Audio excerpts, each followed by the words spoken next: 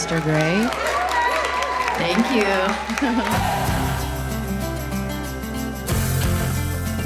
Okay, hi. Hi, I'm Robin. milling about with Kirsten Foe, and she's the writer-director of Off the Record. Very nice to meet you. It's very nice to meet you. Thank you for having me. So I want to unpack a lot here because I started out in the music business, so I know all too well what it's like, good and bad. What's your affiliation with the industry? So my son's father is in the music industry. When we were first together, I went on the road with him and did quite a bit of touring, which was very eye-opening. He worked for a very prominent female artist, and I saw her a number of times get dismissed as like a groupie or something backstage, told she wasn't allowed to be there and have to be like, you don't know who I am? And I think that always kind of stuck with me that like, no matter how high you get, there's still this level of like, there's these people who kind of want to put you in their place or your place. I come from stunts, which is a very male dominated industry. So I wanted to tell a story about a young woman, chasing her dream and the extra hoops that are put in front of her. And instead of doing it in stunts, the music industry was right there for me because they haven't really had their reckoning yet. I feel like there's, the film industry is still trying to have theirs, music industry not so much. So I completely agree. Can you tell me who the artist was? it was Sheryl Crow. Oh, And yeah. she's a fantastic individual and human being. And it was really inspiring to get to watch her navigate her career. But also, yeah, she shouldn't have had to put up with that crap, you know? So how did she navigate her career, and how did that sort of like inform the way this artist deals with her manager? What I saw from Sheryl was that she was very smart about the people that she surrounded herself with, because, as you get bigger, I think she recognized that those people represent you, and the way that they treat other people is going to come back as your behavior, right? And so, she was very wise in the team and the people that she trusted. And I wanted to show, with Aster, she hasn't risen to this place yet where she's got the big team. So her team is her mom, her best friend, and her manager, right? And it's like those people who, even when you mess up, even if you make a bad choice, they're still going to be there and they're going to be honest with you, but they're going to love you. And so yeah, that was something I saw that she was very aware of, making sure she had that team. Well, did you always know that Rainey Qualley had such a cool voice and that she was in a band of her own? I hate to admit it, but I discovered Rainey's music through this process. And now, of course, I'm a huge fan. My Spotify last year, she was my top artist. She has such diversity in what she's already done.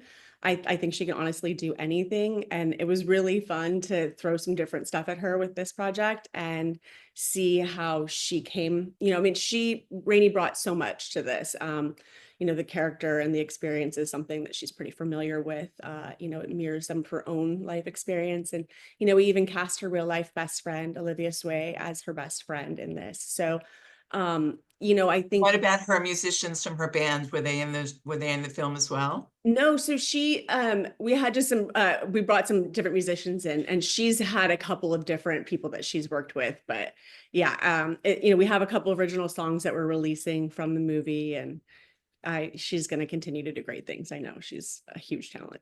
And of course, the name of her band is Rainsford, and I feel like the soundtrack is going to do really well. I mean, I was surprised, honestly. I had no idea she could sing like this either.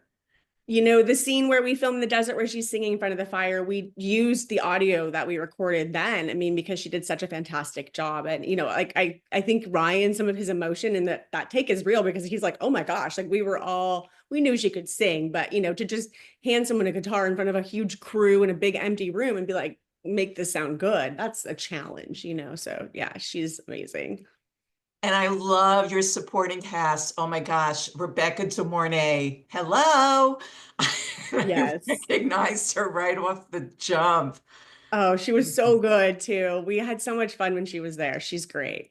Yeah. And Julia Campbell, who, I hate that everybody remembers her from Romeo and Michelle, is because she's of course the bully in that. And she honestly has like the biggest heart. Anytime she was on set, she was just an absolute like glowing presence. We loved her. And of course we had some fun random people too. Yeah, you had Billy Gibbons. Yeah, He he was the was so fun. driver. He was the Mhm. nice driver. Yep. Yeah, and he was so much fun. He actually asked if he could come back and play in Astor's band in the end, and we were like, how does that work as far as the story? But yeah, we had a lot of fun with him.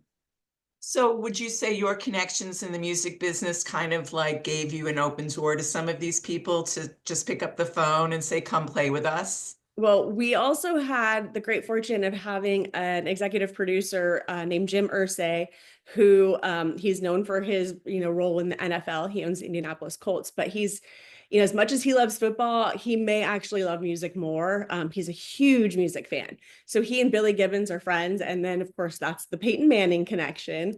And Jim has a small cameo in this as well. He's actually like the guy fishing with Danny Nucci. So yeah, that we were fortunate to have that music connection through Jim. So I want to talk to you about Ryan Hansen. Now, I've always said he's so gorgeous, but he should play a serial killer. Well, we didn't make him a serial killer, No? but yeah, I mean, I wanted to use it because I'm a Veronica Mars fan. I followed his career, and he plays these happy, goofy guys so well because in real life he is the sweetest guy. But I kind of wanted to use that because I felt like, even as we start to see the red flags, we're like, yeah, but he's such a nice guy.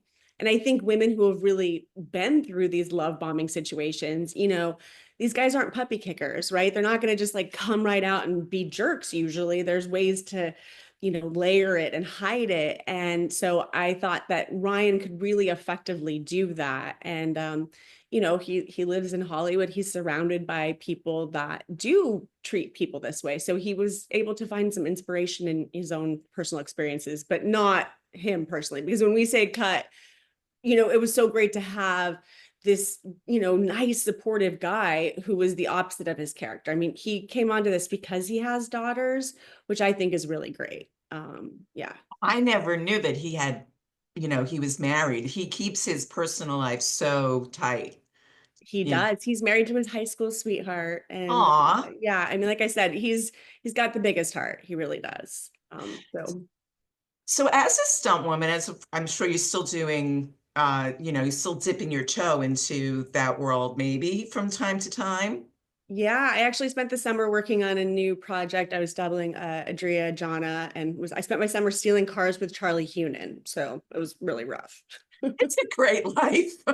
It is. I mean, I feel really blessed that I can kind of do all of these different things. I spend a lot of time sitting in front of my computer writing, and then I can go out and crash a car and get in a fight and blow off all the energy that I have from the pitch meetings and all of the madness of Hollywood. Sometimes you just need to like get it out, and it's fun that they'll pay me to do it.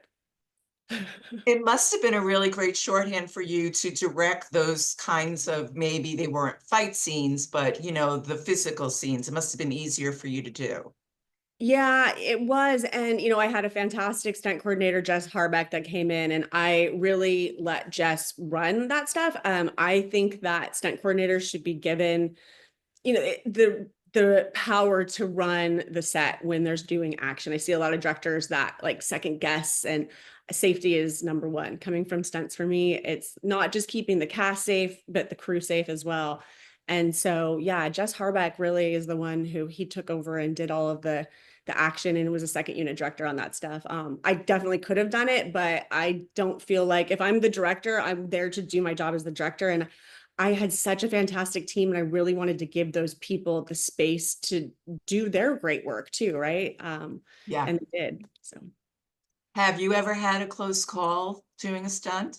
I've had a couple. I will tell you right now, I hate open water. I hate deep water.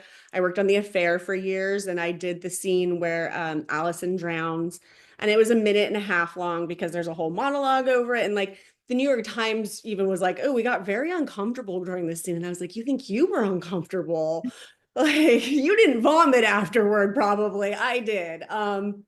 Yeah, that was like my eye opener. It was like, in the beginning, I think in anything, you're like, oh, I'm open to these things. I'll do anything. I just want to like get my foot in. And, then you start to figure out where your weaknesses and your strengths lie. And so now I'm like, nope, if someone calls me about deep water or high falls, those are my two. I'm not, I'll crash a motorcycle for you, brutal fights, stealing cars with Charlie Hunnam.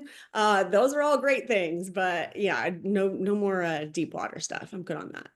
I feel there's a book in you, Kirsten. You're not the first person that said that. That's funny. I have to keep that in mind. Thank you.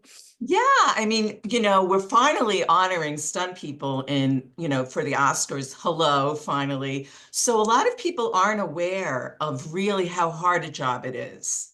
Yeah, it's always troubled me a little bit, the visibility. It's the idea is that you're just supposed to hide yourself as a stunt person. Like even on set, it's like just find a dark corner and stay out of the way. And when they need you, they need you. And sometimes those directors that'll literally say, like, get the real people out here. And you're like, okay, well, we are real. So the old school stunt mentality is like, we don't need the recognition and we're just here to be, to get hurt and go home. And I'm like, it doesn't have to be that way. First off, we don't have to get hurt. Like we have the technology now that we can keep people much more safe. And also, it's okay to recognize everybody. We had a pretty strict rule on our set that kindness had to go all the way up and down. And it didn't matter who you were. If you were talking to someone in a way that was disrespectful, that's not okay. I mean, I think everybody on set should be paid in a lot more equal way, to be honest with you. I'm a big fan of equity. And, I think the respect should be there for everybody too, because it's we're all there. We're all working those long hours, right? And every single person makes these movies possible, down to the PA doing the lockup. That's one of the hardest jobs, honestly. Anyone who's done it knows, it's hard. So yeah, respect to everybody and, the unseen people especially. And so I'm happy to see the Academy Awards respecting stunts. And I hope that it continues. I mean, there's other departments that deserve that as well. Absolutely. So when you watch, and this will be my last stunt question, I promise. I was just so fascinated by it. When you watch a movie like Mission Impossible, are you agape? Like you can't believe what you're seeing? Oh, so a more recent one is Florence Pugh going off the top of that building. And first off, I'm amazed that Disney let her. I'm sure that their health and safety department lost their minds. But I mean, we as humans, I think, have this desire to just keep pushing, right? And it's incredible to see how far we can go. And like I said, and keep people safe. I mean, we can do these incredible things in a safe way that still blows people's minds. And it's good to remind people that humans can do incredible, mind-boggling things. And I think stunts does that. I really, truly do. Yeah, completely agreed. So back to Off the Record, what do you want audiences to take away? I know there are a lot of themes going through this, and then from your own experience of why you wrote it. I mean, I would say coupling my own experience with the story in the movie, a big message for me is false mentors, people that come along and they offer to help you and, make promises. And it's so nefarious, right? Especially when you're doing it packaged with love. But it's not always that way. I mean, sometimes it's just a business relationship even, but these people that come in with bad intentions and, they're really taking advantage of people's dreams and their vulnerabilities, especially when you first come to LA and you don't have a lot of money and you're, willing to do things maybe you wouldn't normally do. And that exploitation, I find it to be absolutely disgusting. And so I've had plenty of what I think of as false mentors. And honestly, they're not all men. There's plenty of that are women. And, I think one of the problems is that people feel like there's not enough places at the table for women. And so instead of we need more seats, it's we only have this one seat to protect. And I don't like that. We got to throw the rope back down. We can pull up more chairs, maybe push some of the men out and make more chairs for women. I don't know, but it's I want women to support women. I really do. That has to be, it's just, it has to happen because that's, Hollywood is never going to move forward in this male dominated system if women don't push back. And we have to support each other in that. So that's a big part of it for me is, women supporting other women and also just being aware at whatever stage of your career. I had a very prominent producer director at the beginning of this process come on and offer to mentor me and promise me the world, and then literally showed up to a meeting in a towel. So, and this was the same time that the Harvey Weinstein trial was going on. So it was he had read the script. So I put the towel scene in the movie with Ryan. We hadn't put that in the script yet. That got added after this meeting because I was so shocked. I was I don't really know how to process this. And so I was I'm just going to put it in the movie. I mean, I don't know what else. For Luckily, you. well, luckily he didn't drop the towel for me, I will say, but I did say, I think you should put some clothes on. And he, oh, okay, like a second afterthought thing. But it's like, this is still happening, and it's not going to stop happening until we feel empowered enough to share our stories. And as women, we have to support each other when we share those stories. And people will try to tell you to be quiet and, you're too loud, whatever. But women right now, especially, like, we have voices, we need to use them. Be loud. It's okay. Wow, you're quite the crusader. I love it. I love I'm it. trying to be. I mean, I'm not telling you I'm not scared too. I am, but it's like with stunts, it's like, I'm scared, but I do it anyway. And, 9 times out of 10, I come out the other end and I'm fine. And even if I'm not fine, I throw up and then I'm fine. So, even if you have to throw up, do it. Feel the fear and do it anyway. Great last words. Thank you so much. That's the headline. Well, it was great talking with you. I really appreciate it. And thank you for talking about stunts with me, because as you can tell, I do love stunts. My pleasure. It was really nice to meet you. Likewise. Take good care. You too. Bye. They're gonna try to turn you against me. I don't know which version of you I'm gonna get. You thought he was gonna be your typical boyfriend? Get out of my studio! Randy is clearly up to something. Always news. Always refreshing. Always candid. Always milling about. Robin Milling delivers what celebrities are saying to you.